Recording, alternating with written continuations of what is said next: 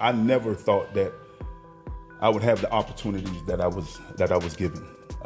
Growing up, I mean, we were poor, but my mother used to always say, you have food on your table, you have clothes on your back, so you're good. And then moving to America and, falling in love. I moved here, I was 12, I was 5'11". I was already tall, but I kept getting taller and taller every year. And coming here and falling in love. Competitor from the very beginning of his career, he characterized Jordan as someone who played with a constant edge, an instinct to dominate that was present from day one.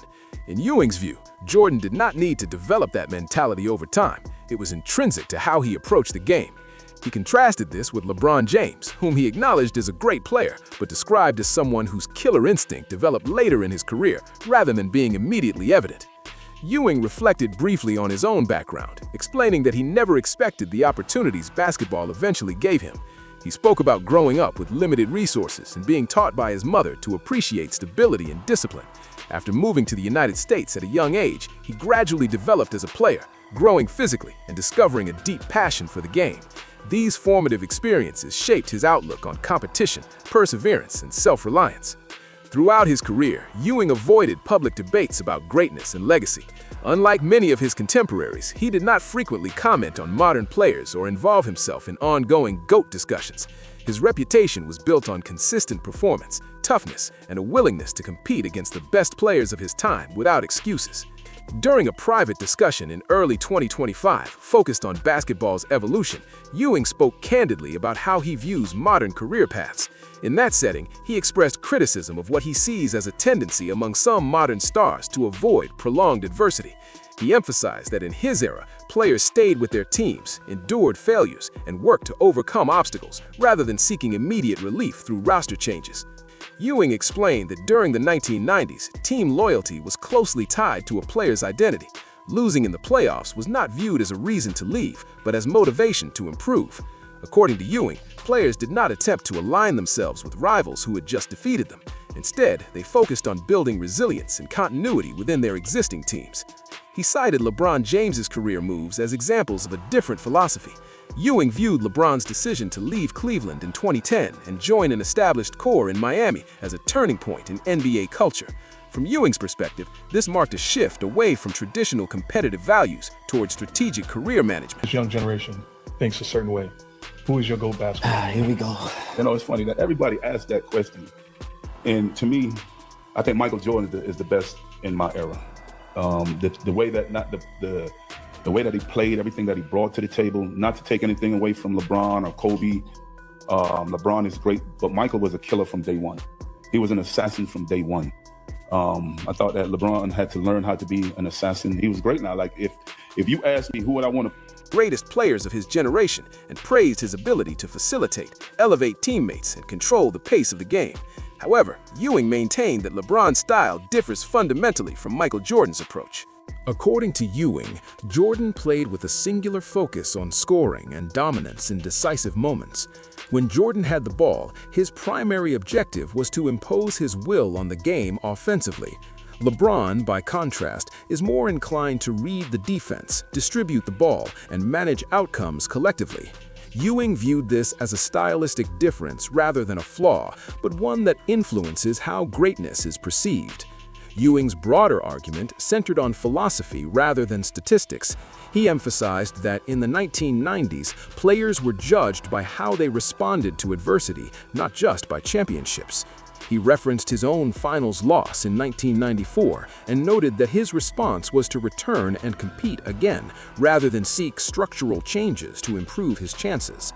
From Ewing's perspective, greatness is shaped by endurance and resistance. The physical and mental toll of repeated playoff battles was seen as an essential part of legacy. Success was defined not only by winning, but by the willingness to remain committed under pressure. Supporters of LeBron James argue that this viewpoint reflects outdated conditions.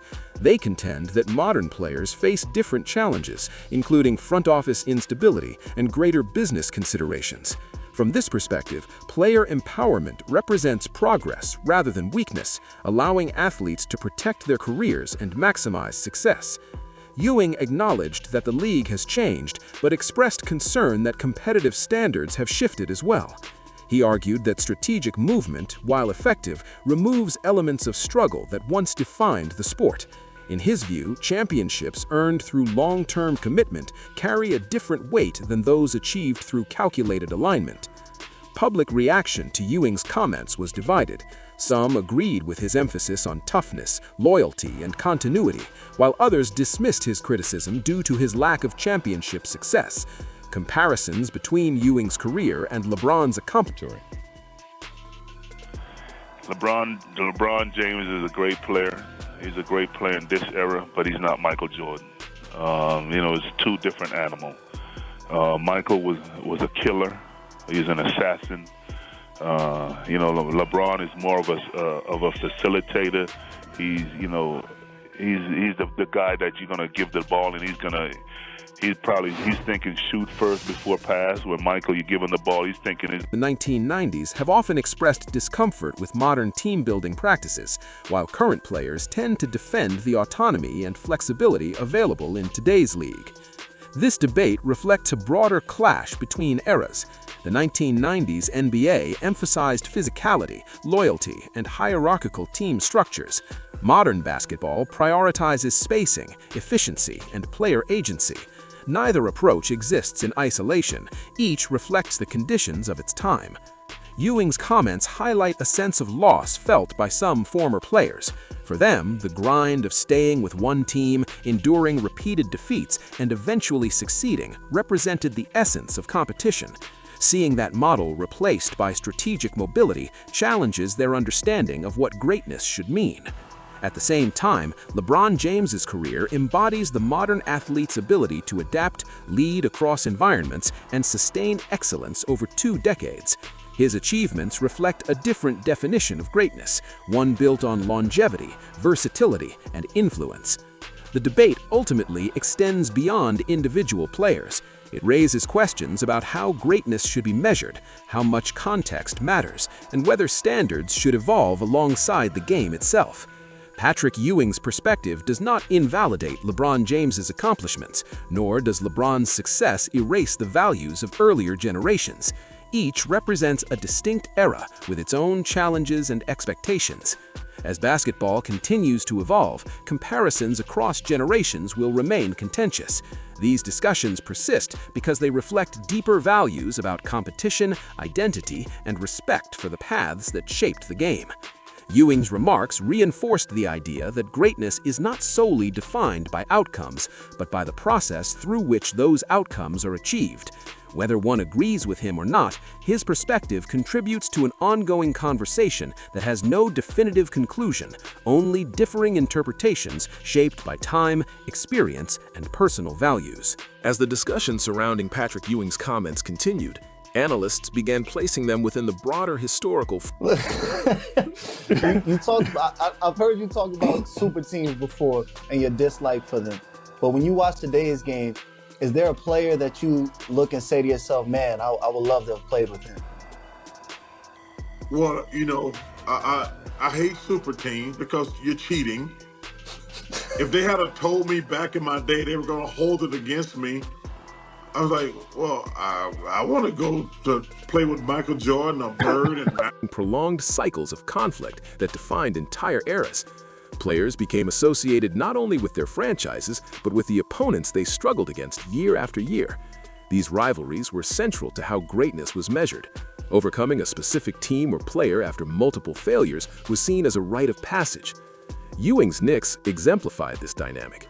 Their repeated clashes with the Chicago Bulls, Indiana Pacers, and other Eastern Conference contenders forged a reputation built on resilience rather than championships. While the Knicks fell short of a title, their consistency and toughness earned respect across the league. For Ewing, that respect remains a meaningful component of legacy. Modern NBA structures differ significantly. Free agency, max contracts, and salary cap mechanics provide elite players with unprecedented leverage. Teams are often constructed and deconstructed rapidly based on competitive windows and financial considerations. As a result, continuity is less common, and rivalries tend to be shorter-lived. Supporters of player movement argue that this flexibility benefits both players and the league. Stars are no longer required to endure prolonged organizational dysfunction, and fans are treated to frequent reshuffling of talent.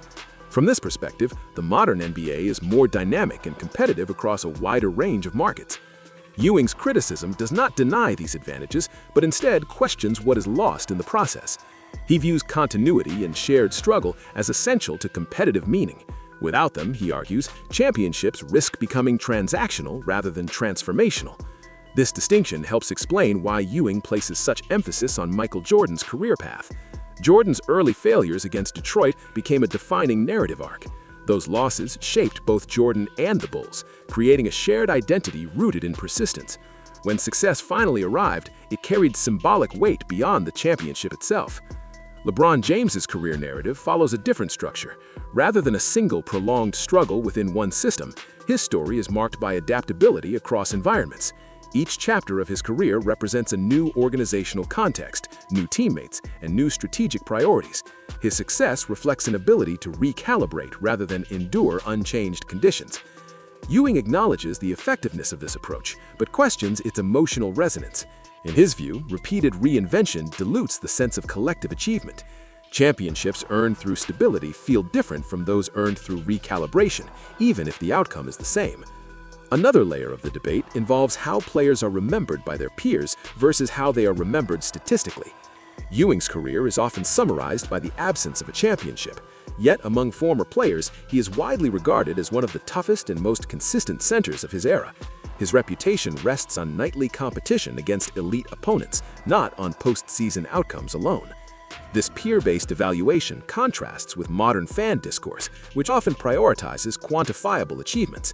Championships, MVPs, and advanced metrics dominate conversations, sometimes at the expense of contextual understanding. Ewing's comments reflect discomfort with this shift, particularly when it leads to reductive assessments of careers. LeBron James, conversely, benefits from the modern emphasis on comprehensive statistical analysis. His versatility, efficiency, and longevity are well documented and widely celebrated. These metrics provide a strong foundation for arguments in his favor, especially when comparing players across eras. Ewing does not dispute the validity of statistics, but cautions against treating them as definitive. He argues that certain qualities, such as psychological pressure, physical wear, and long-term rivalry fatigue, resist numerical representation. For him, these elements remain central to understanding greatness. The conversation also touches on the concept of fear and intimidation, which Ewing believes played a significant role in earlier eras. Certain players, Jordan foremost among them, exerted psychological dominance that influenced games before they were played. Ewing suggests that this form of control is harder to achieve in a league defined by parity and player movement. Modern defenders of LeBron argue that psychological dominance manifests differently today. Rather than fear rooted in physicality, it emerges through inevitability. LeBron's ability to dictate tempo, exploit mismatches, and sustain excellence deep into his career creates a different kind of pressure for opponents. These contrasting interpretations underscore the difficulty of cross-era comparisons. Each era produces its own forms of dominance, shaped by rules, culture, and strategic norms. Ewing's perspective privileges the forms he experienced, while modern fans naturally gravitate toward the ones they have witnessed. Leadership remains another point of divergence. Ewing's era often equated leadership with confrontation and hierarchy. Team leaders imposed standards through intensity and direct challenge. This approach reflected broader cultural norms within professional sports at the time. LeBron's leadership style aligns more closely with contemporary organizational models. He emphasizes collaboration, communication, and shared responsibility. While effective, this approach can be misinterpreted by those accustomed to more authoritarian leadership structures. Ewing does not dismiss collaborative leadership outright, but he questions whether it produces the same internal accountability. In his view, discomfort and friction were productive forces, driving teams toward higher standards. Removing those elements, he argues, risks lowering competitive thresholds. This perspective resonates with some former players who view modern locker rooms as more player-friendly but less demanding.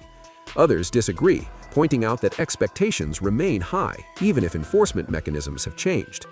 The generational divide is further reinforced by how fans consume basketball. Earlier eras relied on limited broadcasts and print media, making exposure more selective.